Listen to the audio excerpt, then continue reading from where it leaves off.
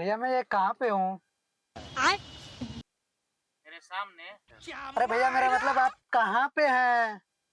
आपके सामने। अरे भैया मतलब हम दोनों कहाँ पर हैं? आमने सामने। मेरा मतलब ये जगह कौन सी है? ये तो खाली ग्राउंड है। उठा ले अरे रे भैया देवा, ये उठा रास्ता ले रे कहाँ बाबा। जाता है? तो भैया रास्ता कहीं नहीं जाता, आप ही को जाना होगा।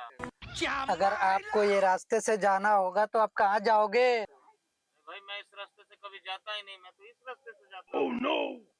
मान लो आपको इस रास्ते से पटना जाना हो तो कैसे जाओगे? अरे मैं तो ट्रेन से जाऊंगा।